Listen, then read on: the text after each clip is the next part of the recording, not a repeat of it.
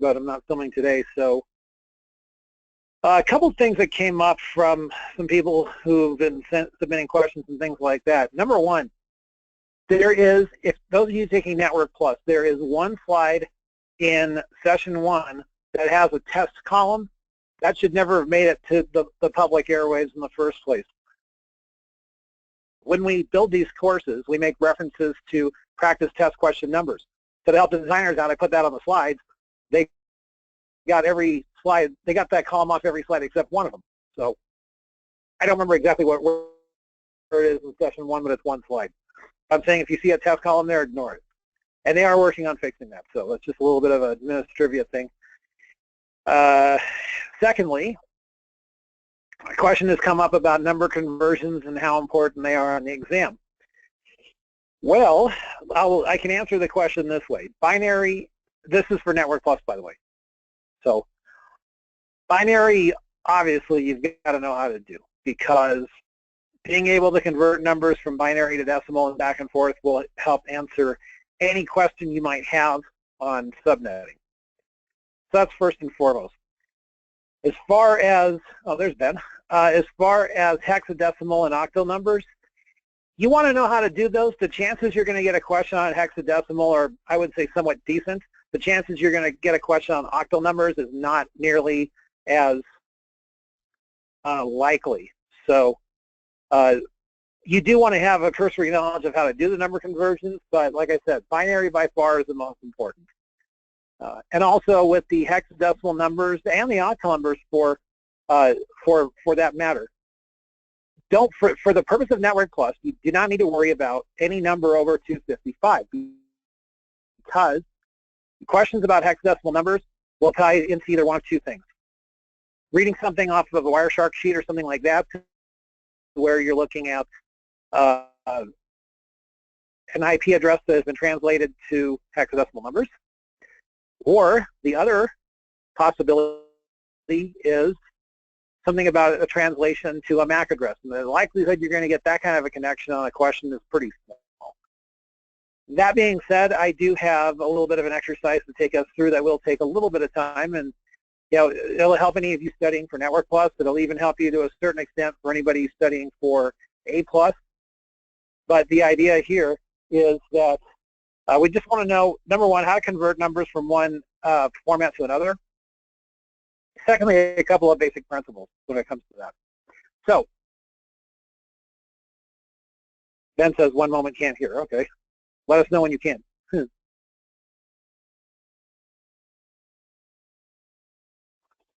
Ben, can you see the screen at least? There he is. Okay. I'm in. All right. All right. Cool. Hi, Jason. Okay. Well, hi, everyone. All right.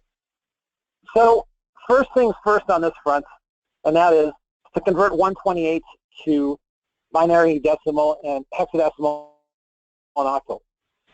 All right. Converting 128 to binary, as I've put in a couple of previous tutor sessions here, I'll use this area down here to sort of scratch this out.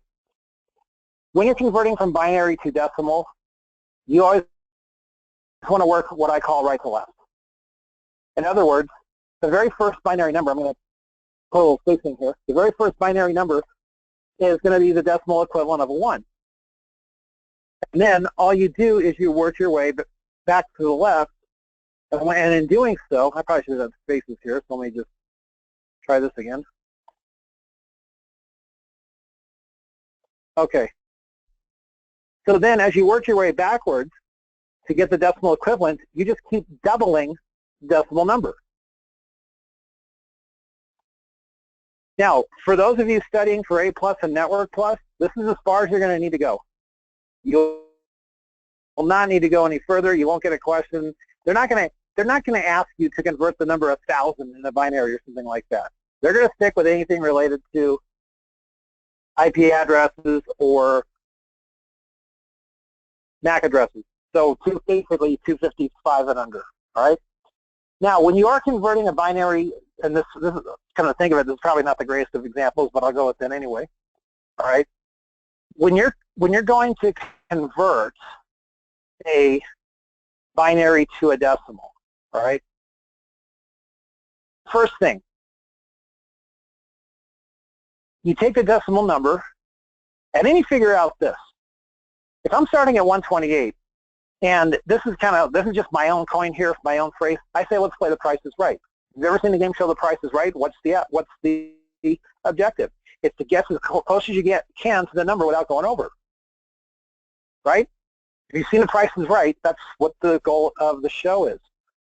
And if you're thinking, I don't watch game shows, well then just think of a certain subtraction without going over. So for an example like this, if we're going to go with 128 to binary, this one's actually very easy because when you're looking at this, if the number matches up, if it's lower or the same as the decimal, then the binary gets a 1 there. So in this particular example, that's all you're going to need because this is actually up to 128. And but forgive me if the columns are not quite on here because I'm doing this with one hand right now. But the idea here is that you are converting using a simple game of subtraction. All right? So that's how we get a decimal number to binary.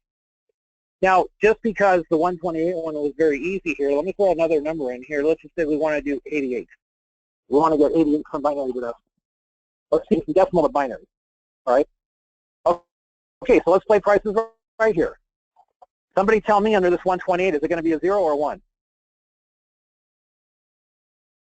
You can put it in the chat, too.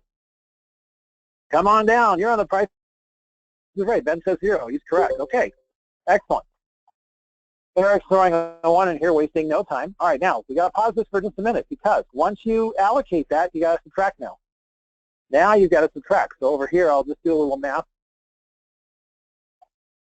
88 minus 64, which is equal to 24. All right. I got to move these back over here. All right. Okay, so there's 24 left. Do we need a 32? No, we don't. Do we need a 16?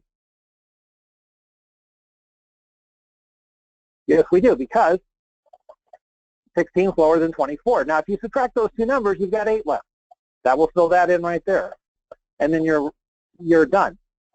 So that's how you take a number and convert it from decimal to binary. All right? And the most important thing about it is you're just playing a game of subtraction. This is really what you're doing. And the whole key is, listen, if you get a test question on this, or I would say even before you start the test, just take the time to grab the scratch paper or the wax paper or whatever they give you on the test, and just write out these numbers right to left. 1, 2, 4, just keep doubling, all the way up to 128. And then any question that you get about binary numbers or decimal to binary, you've got it. All you got to do is a little simple math, and you'll be right there. Something else I want to point out here, as far as binary numbers in relation to decimal. Very simply this. If the last binary number is a 1, the decimal is odd. If not, the decimal is even. Now you're thinking, where do we come up with this? Well, very simply this. I'll circle this. If you look in binary numbers, and you're going right to left, I don't care how much you stretch this. There's only one odd number here, right? There's just one odd number. So I circle that for just a second. Point is, if the odd number is turned on, then your decimal number is going to be odd. Now, why am I making a big deal out of this? Because, on this question, if you're asked to translate something from binary to decimal, that should be binary, either way, really. And let's say you get four answers. Let's say you're told, translate 155 in binary. So right away, you should be looking for answers that have a 1 as the last number because it's odd. So if you're lucky enough to get a multiple choice question, and let's say there's only one answer where the last number is 1, well, your work's done. That's your guess, that's your answer, and you move on. So that's one little tip there, okay? For 8-digit binary numbers, which is what we as network geeks deal with, all right? If the first number is a 0, the decimal must be 127 or lower. Now, why do I say that? Because I won't bore you with pulling out the calculator here, but if you add 64 plus 32 plus 16 plus 8 plus 4 plus 2 plus 1, that's 127. So just a couple of little tips there to help you get past the test questions on this. And we're talking strictly here.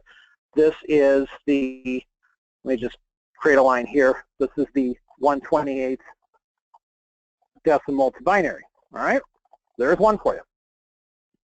Now, next one is to say convert 1/28 from, I should put some decimal here so that you've got this. Okay, so converting 1/28 from decimal to hexadecimal. All right, well, this is where it gets a little bit more interesting. Two things you got to know about hexadecimal and octal numbers. All right, and that's this. Hexadecimal is what we call a 16-base system. So you've got 0 through 9, A through F. That's 16 digits total. Octal is 8-based. All you have there is 0 through 7. Actually, 0 through 7 is 0 through 8. I always get mixed up on that. Give me just 1 second here.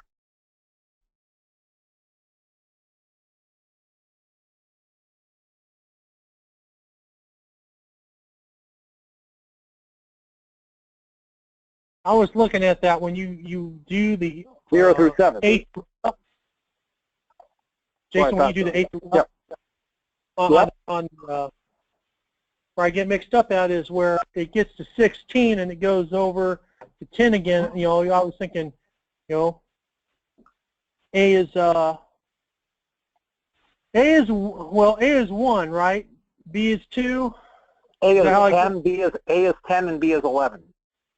Okay. If you're talking hexadecimal, decimal, just the pure numbers, A is 10, B is 11. It goes to 15. Okay, and that's E, right? E is 15? F is 15. F is 15. Okay, I'm losing something there. Okay. I'll listen. That's where I'm getting mixed up. No, let me, you know what? You bring up a really good point. Okay, so for hexadecimal here, it goes 0 through 9, and then A is the R equivalent of 10. B for 11. Right.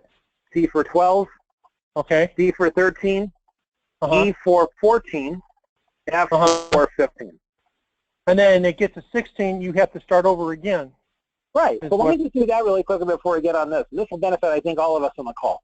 All right, so let me just make a sidebar over here for this. This is good stuff we're dealing with right now. Because, look, if you haven't done this before, it's going to look a little bit, you know, it's like a foreign language. But once you figure out the basics of it, then it's really not that bad. Okay, so if we go through and say that, so here's a decimal number over here. I'm going to go with the hexadecimal equivalent. So let's just start with this little round here. We say the decimal is 15, the hexadecimal is F. Right? So far, so good on this one?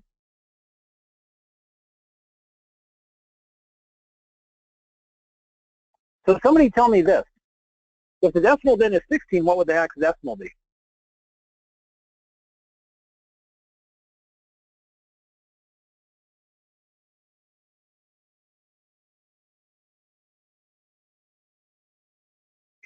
Here's the key factor, okay? Here's the key factor. When you're just counting regular numbers, what comes after 9?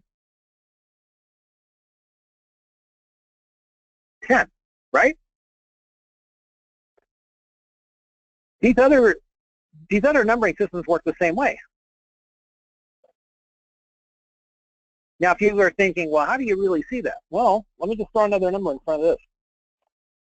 Is that accurate for 15?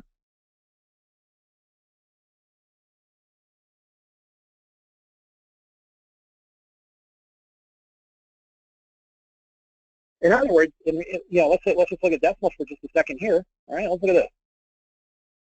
Somebody tell me something. Is there any difference between this and this?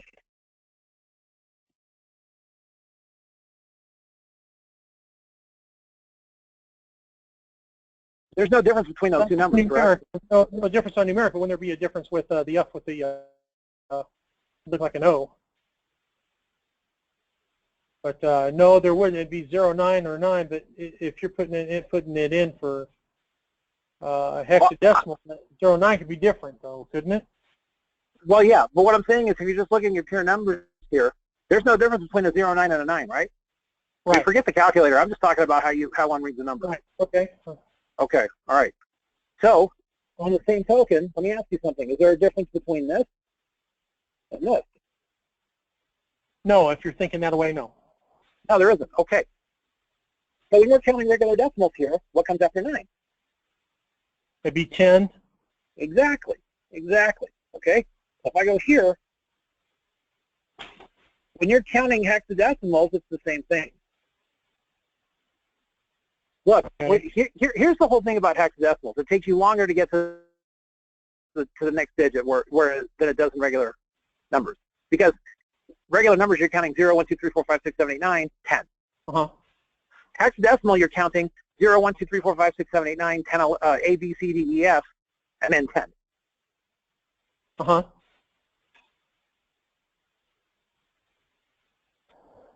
And is that going to be 10A? Is that what it does? It starts over again? We just did start over with 10.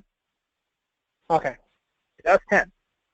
Now continuing this, all right, somebody tell me this. If the decimal is 17, what's the hexadecimal? 11? Exactly. Okay. Now, I'm going to go quite a few numbers here, so thank you all for your patience in advance, because I'm going to make a big point here in just a few seconds.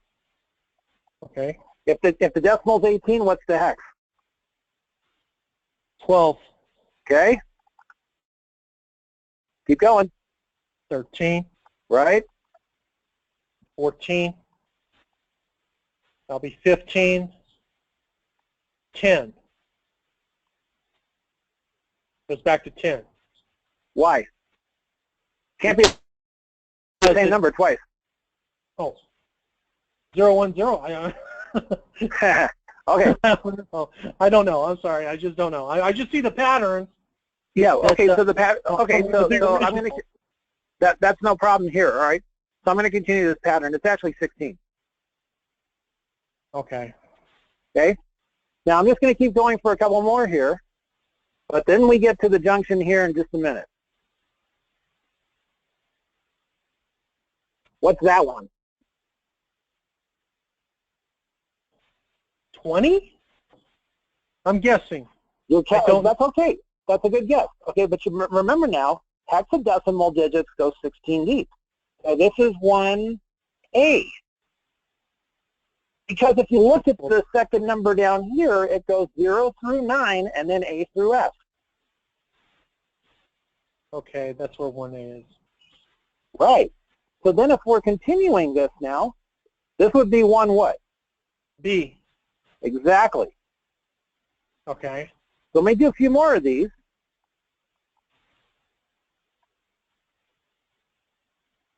Now, does it go higher than that? Well, sure, it goes all the way through F. Okay. The key is what to do once you reach F. Now, if I ever can type here and talk at the same time, we'd be all right. That's okay. You're doing good. Okay, so okay, after now, that, is that like going to turn into like a 2A? Or no, hold on. Okay, also now this is where you're getting very close. From F you go to what?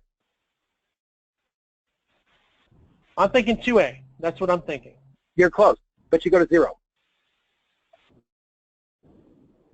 Because think about the rotation here. It goes A through F and then you start over at 0. So it's 20? Yes, it is. And it doubles up.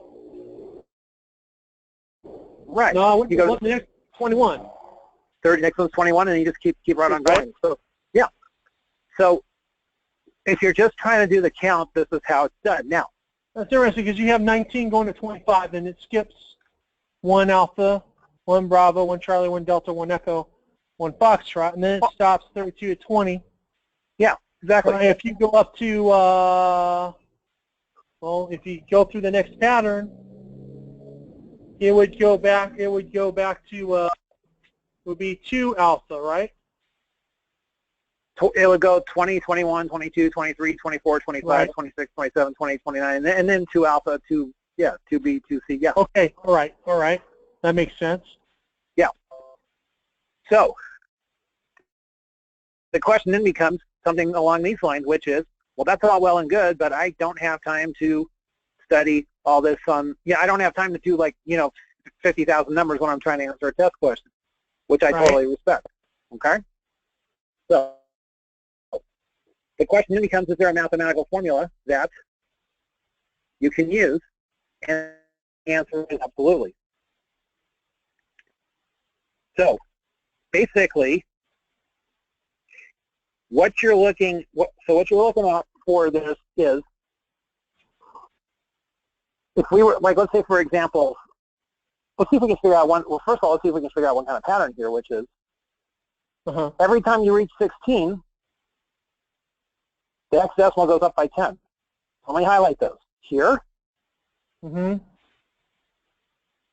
here. This is the essence of the hexadecimal pattern that you can pick up right here. If you get this down, you've got every number covered. And here's the reason why, all right? The pattern is this. The pattern is every 16 in decimal equals 10 in hexadecimal. Okay. All right? Okay. So now let's go through a couple of examples. Okay, so if it's 64, it's 40, right? Exactly. Okay, all right, cool. Yeah. Every 16 in decimal is 10 in hexadecimal. All right? So that means 128 in decimal equals what in hexadecimal? 80. Exactly. You got it. Now you might think, okay, that's easy enough, but what if we don't have something that's easily divisible by 16 or whatever? All right? How many of you remember, and I was going to say show of hands, but I can't see you. So how many of you remember in a math class doing division and then having a remainder? Like when you first learned division, like you go over here and you first learn division, and it's something like, let me just do something really simple here. It's something like I don't know, 15 divided by, let's just say 6. So there's two ways that you can answer that question. One of the answers is this, 2.5, and then the other one is 2 remainder 3. Because 2 times 6 is 12, and then you have 3 more to get to 15. So when you're doing this kind of calculation for these numbers, now you got to know remainders in a way. Because, if we look at this, okay, so 128 in decimal equals 80 in hex. So let's take a number like 135. Okay. Okay, so first thing you figure out is this. What's 135 divided by 16? And I'll go ahead and do the math for you because I just want you to get the concept here, okay? Okay. 135 divided by 16 is 8 with a remainder of 7. Okay.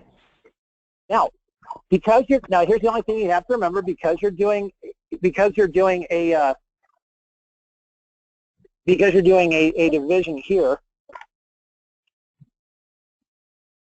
you do have to remember that you're going to have a multiple of 16 to get to this number. So what I'm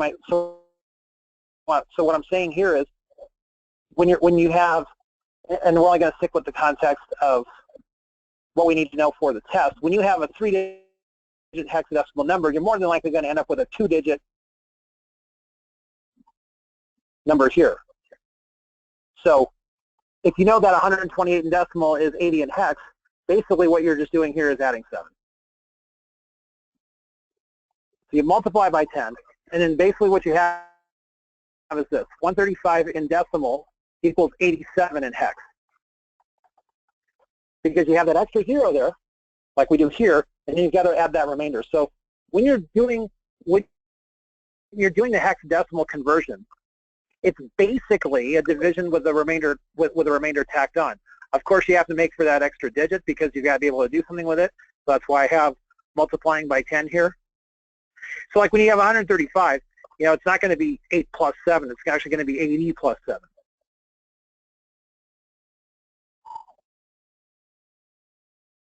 And here's how you remember this. You use this as your guide. You know that, okay, well if 128 in decimal is 80 in hex, well then 135 in decimal, it's got to be pretty close to 80 in hex. And really all you're doing is adding 7 more.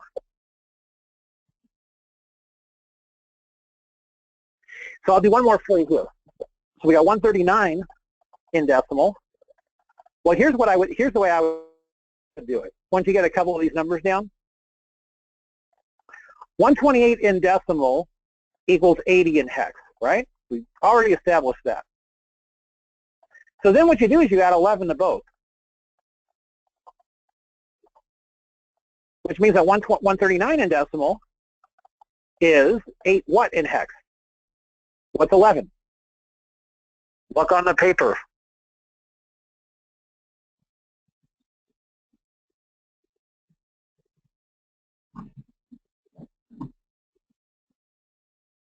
B, yes, Jim, very good. It's your 128, which is 80 in hexadecimal, plus the B, 11, because 128 plus 11 equals 139. And I'll make this lowercase so you can see this a little bit more easily. But remember, everything in hexadecimal is 16 base. So you're basically dividing by 16 and adding the remainder.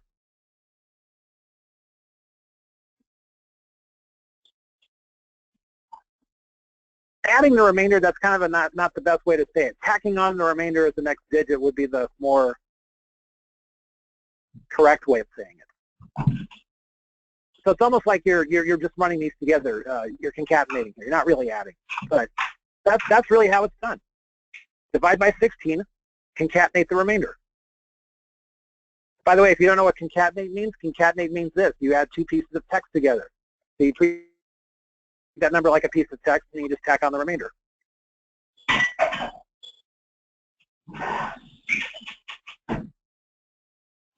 So, any questions on that one?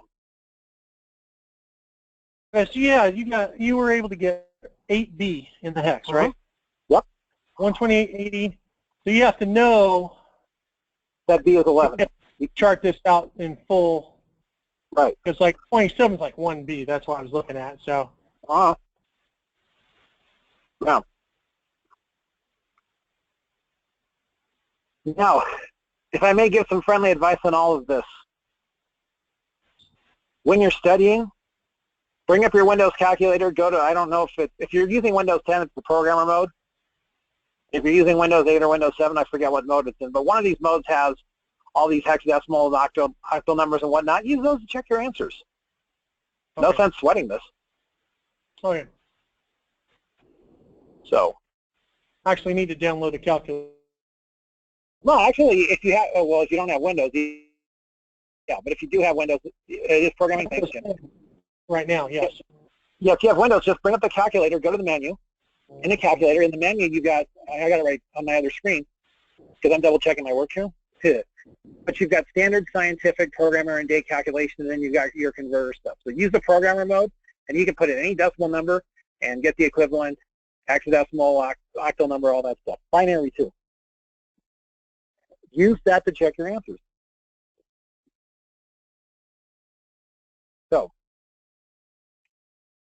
So I know this one took a little bit of time, but with the hexadecimals, you just got to think in terms of 16. So any questions there?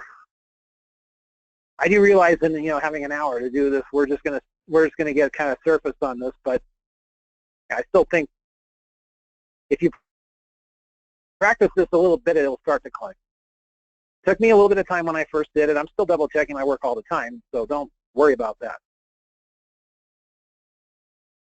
Now, moving on to 128 converting to octal. All right.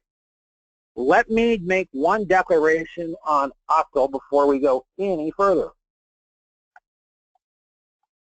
Octal numbers never have 8s or 9s. Now you might think, why is it important for, why is that important for me to know that? Well, I'm about to prove why, okay? So, octal numbers never have 8 or 9s. You might be thinking, well, then, why do I have to care about this? Well, we're going to take 128 and we're going to convert 128 from decimal to octal. And so I'm going to start, and you're going to see a pattern here, by the way, that's fairly similar to using remainders here. But with octals, so that you don't fall into a trap, there's just one more adjustment you have to make. So I'm going to go down here. I'm going to go with 128 decimal to octal. Okay, first rule of thumb, divide by 8.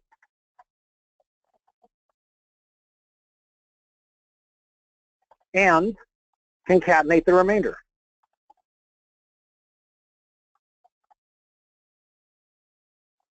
Okay, so what's 128 divided by 8?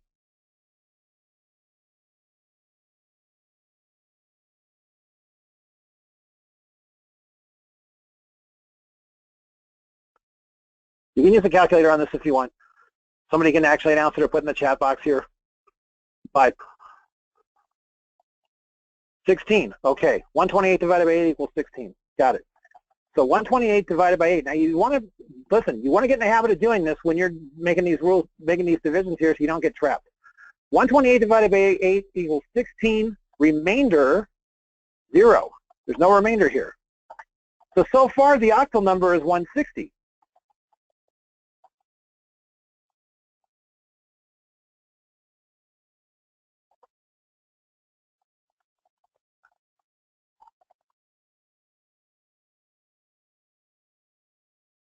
So far, so good?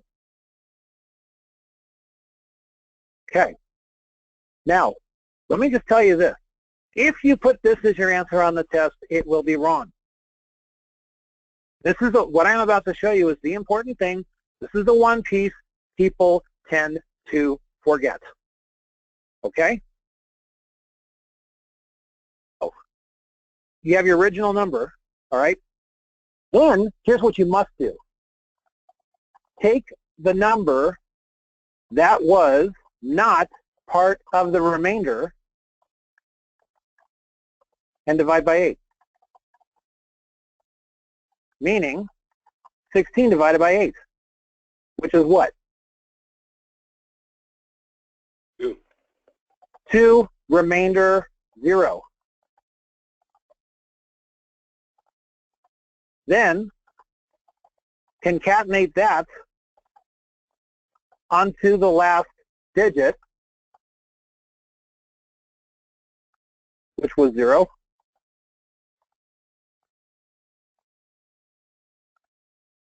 So it's 2, I'm not going to say plus here, 2 and the remainder 0, and the original remainder 0, which equals 200. That's the answer. Now, you might be looking at going, okay, my head's spinning right now. Trust me, when I first did this, so was mine.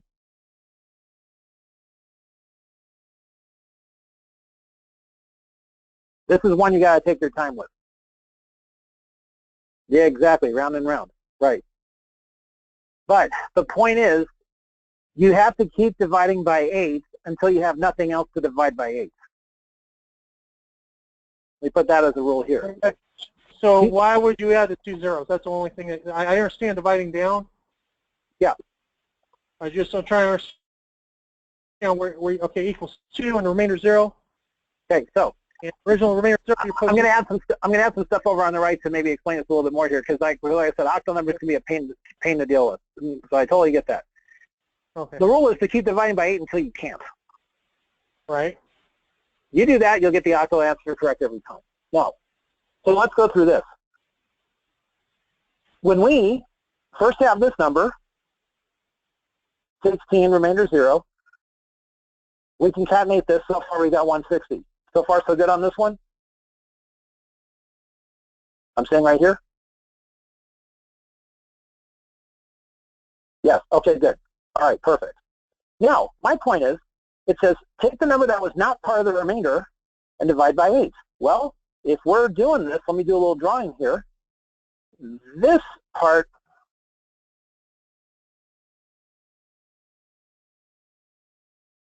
let me get something I can see here.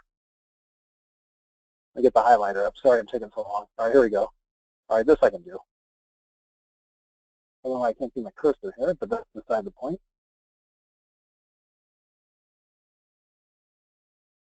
Okay, that right there. Oops. Wrap.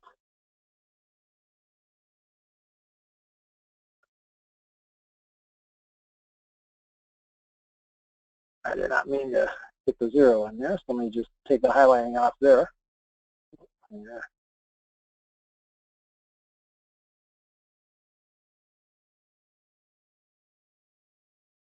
There. Okay.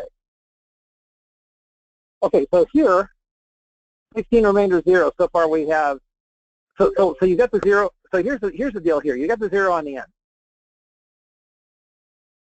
So then the question is, can we still divide 16 by 8?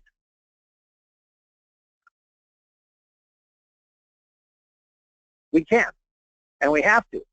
Okay, so take the number that was not part of the remainder and divide by 8. Right here, 2 remainder 0.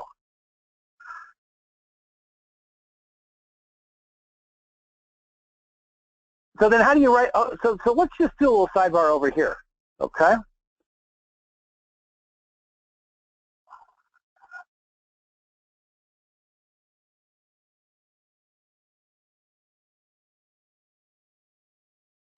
Here's the decimal number once again. Let me make this a little larger size.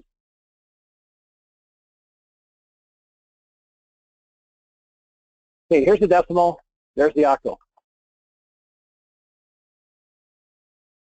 All right, so I'm going to start with this. Decimal of 8 is an octal of 10, because once you reach 7, then you got to restart the clock, just like you do on the hexadecimals when you reach 16. So, continuing that,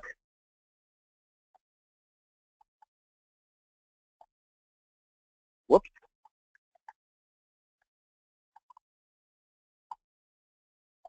Okay, we're getting close here. Now, somebody want to tell me what this number is supposed to be then?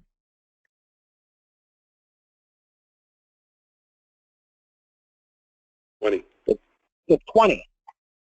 It's 20. Why? Because once you reach 7, that's like reaching 9 on a regular number.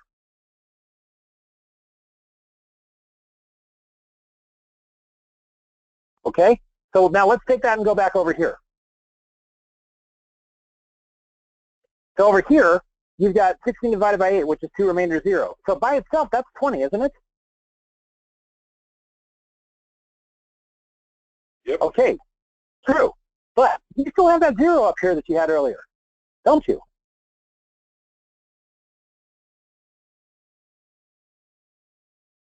Again, that's why you have the extra 0 here, because this represents 16.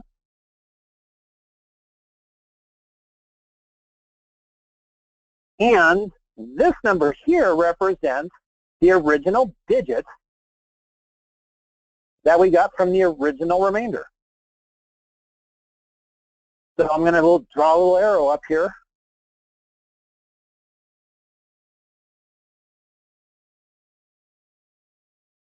It takes time to get through this stuff. So don't worry if you don't get this on the first crack. But my point to you all, You need to have both together, is what you're saying. exactly. Okay, that's that. Okay. Now, to sort of finish up this part of the talk, I got a little principle here for you. It says when converting to either hexadecimal or octal, okay, this is the thing that we can take to the bank on this. Hexadecimal numbers will be lower, while octal numbers will be higher. All right, let's look at two examples here. We converted 128 from decimal to hexadecimal. We got a number lower than 128. It was 80, right here. Why? Because you're counting in 16s. You're not counting in 10s. It takes longer to count in 16s than in 10s. Same thing with the number 128 when you're converting to octal. It's going to be a higher number. Why? Because it takes less time to get to 10. In other words, you're turning a clock here for hexadecimal very slowly, whereas in the octal arena, you're turning the clock faster.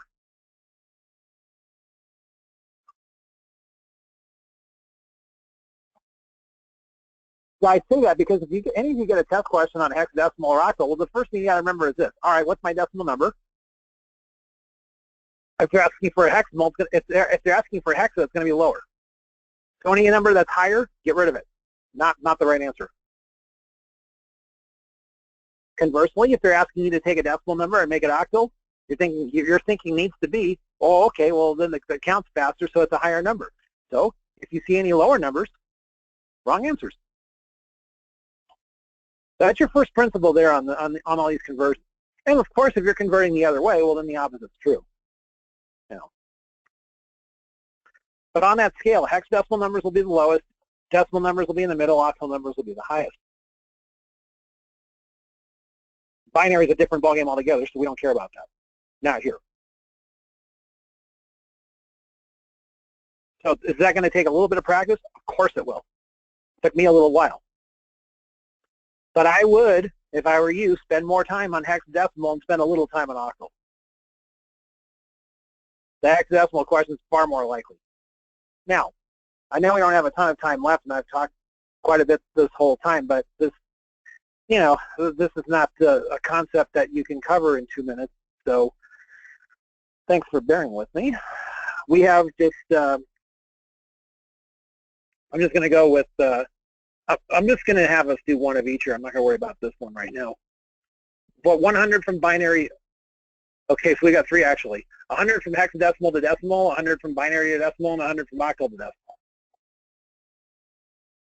Now, good news is that we're going to employ a lot of the same principles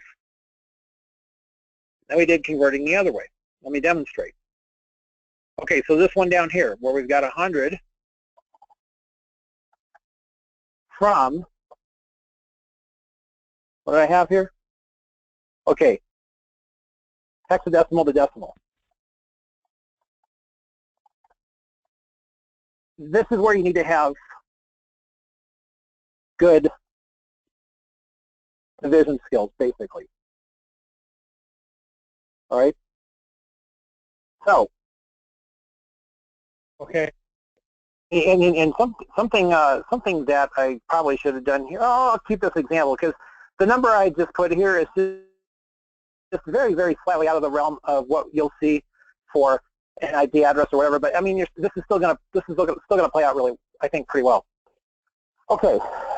The biggest key is this. You go from the so how do we convert? To convert,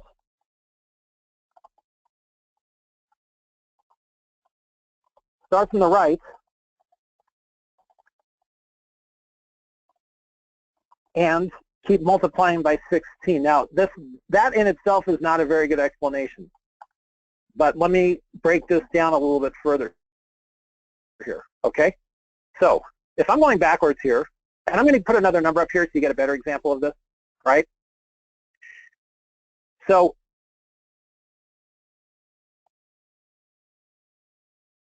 I should put second digit. It's actually start from the right. I knew I forgot one step here. Make the first number the remainder. And keep multiplying by 16. Okay, now we can get this. All right, so this one's going to be a little bit Pretty straightforward, but this is going to explain the concept pretty well. Okay, so if you're working right to left, 0 is the remainder. The second 0, you multiply by 16. What's that? That's also 0. Now here, the last one, for the third digit, or I should say the first digit, but we're going right to left. The third digit, you're going this, 1 times 16 times 16. Now I'm going to go ahead and do the math for you, 256. So, final result, 0 plus 0 plus 256. Now I mentioned that on the test you won't see anything higher than 255. I just wanted to put that one example in, so if you ever need to do this for 3 numbers for whatever reason, even outside of Network Plus, you can do it. But let's do one that you could see on the test. Let's go with something like this, 66 from hexadecimal to decimal.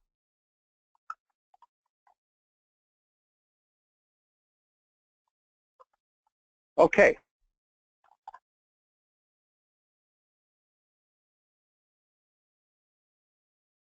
$76 from hexadecimal to decimal. Now here you're only going to have to do 2 calculations. Technically, yeah, 2. All right. First of all, what's the remainder here? The 7 or the 6? 6 is the remainder. Okay, very good. So then you take the next digit up and multiply that by 16, which is equal to 112. Then add 112 plus 6. Ta-da, 118.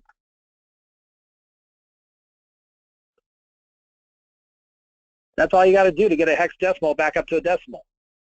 Get your remainder, take the next number, multiply by 16, and then add.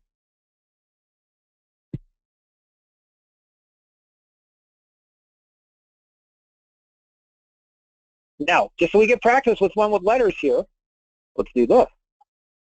Let's go with 4B from hexadecimal to decimal. Okay, what's B and so B is the remainder, but what really is B? 11. Listen, got it. Yeah. Okay.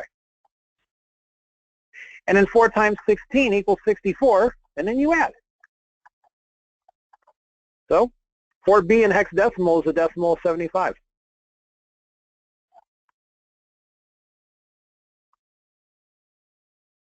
Now this one, if you do network administration, you will see a lot. We'll do one more here. Okay? And I know I'm improvising from what I usually have up at the top, but this is more toward what you'll see on the test, so we'll go with it. Okay, 55, or excuse me, FF from hexadecimal to decimal. Okay, here we go. What's my remainder? Somebody put that in the chat box, please. Alan, you're close.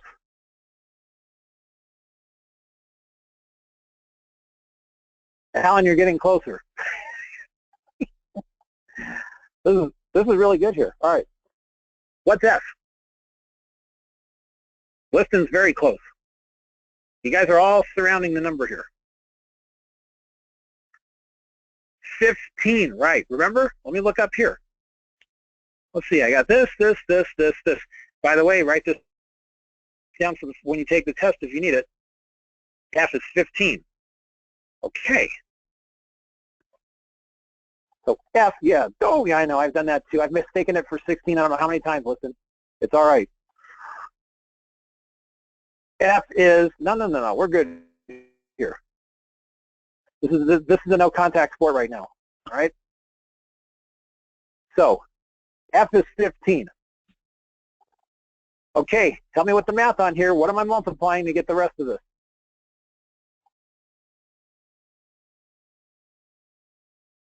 $15 times 16, exactly, which equals 240. So then you add these two and you get the magic number that ends all subnet broadcasts 255. If you ever work with Wireshark and you see a lot of FFs there, Like you see FFFF, those are broadcast addresses. That's all the 255, 255, 255, 255 stuff.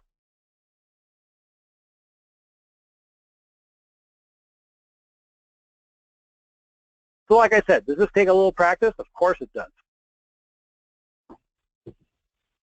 But if you have the formula down, this becomes automatic after a while.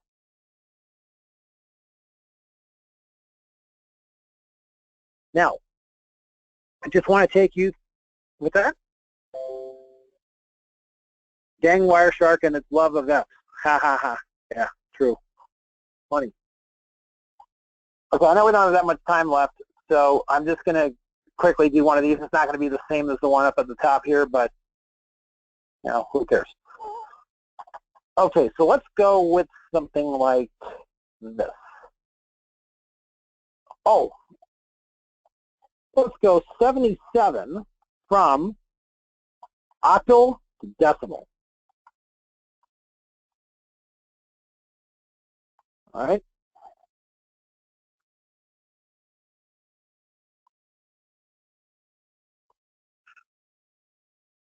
So this is where, oh, Liston's already got this thing pegged, it looks like. Nice. Okay. All right. Liston, you're close. Very close, but you got the principle down, which that's more than half the battle. Okay. All right. Ladies and gentlemen, what's the remainder here? 7. Very good. So what am I multiplying the other 7 by? What's the octal part? 16 is hexadecimal. 8, yes.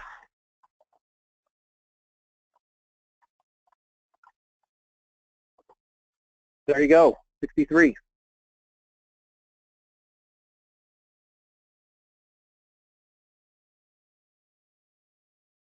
Let's do one more of these, just so you got this. And then I'll have a couple minutes for questions. If it runs a couple minutes over, sorry about that, but thank you all for your patience.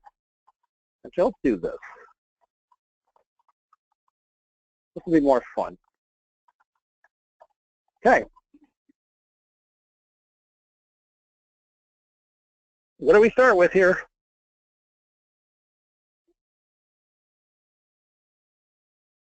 The 2 for the remainder, right. Okay. So 2 for the remainder. You're already getting this, okay? 2 times 8 equals 16 for the second. And Liston's just on fire here. For the third digit, which is actually the first digit, remember, you're working right to left on this. See, most books tell you all this like complicated formula stuff. You know the way most books explain it? It's pretty funny. They go, oh, well, split the numbers up and then go to the second power to the first power to the 0 power. Ah! Forget that. Go right to left. So you are going, okay, that's... Yeah. Go right to left. In fact, let me just change this up just a tiny bit, just so you can see this. And this is probably going to be a really high number, but who cares? Yes, listen, it's 146 for the other one. In fact, I'll leave it here. Okay, just to keep it. 2 times 8 times 8, which equals 128. And then you just add. 2 plus 16 plus 128, and you get 146, just like Liston did.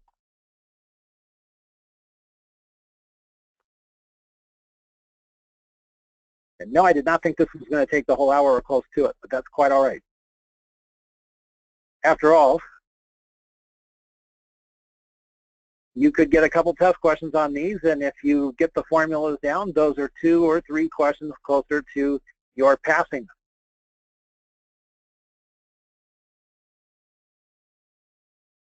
So with a couple minutes we have left, do any of you have any questions on this or any other fun stuff? I had one, but it was based on session 1 where it was going over 802.11. So you have like, yeah. Looks like a question, 42, 43, 41, 42, 43. Yep. On the, and okay, that's the only thing, wild card there. Yeah, well, there's no such, it's no wild card. I know you got here, right? You got here after I said what happened. Okay, but for those of you who got here a little bit later, let me explain. What Ben is referring to is there was just one instance in the Network Plus course to where, see, when we recorded this was like a little over a year ago. What I did was I wrote some practice test questions before recording. What I did was I put them on the slide so that the quality control people could match up the test questions with what I was saying. And what happened was the designer said, yeah, we'll make sure that none of the test columns get in. Well, they just missed one. Okay, that makes sense. Thank you. Yeah, sure. So my short answer on that is pay zero attention to that column. And they are going to fix it eventually. I don't know when, because they're working on 10 million things right now. But yeah, I actually went through the, I didn't go through the audio, but I went through the slides that were there. And the only thing that I caught was that. And then also, I think it was somewhere in session 3 when I mentioned Vizio, they spelled out the TV company instead of the program. But you know, that was just funny. So it's a human being thing, you know. But yeah, no, Ben, I can see why you were wondering about that test column. But yeah, that was an internal column that should have never made the public airwaves. So yeah, don't worry about that.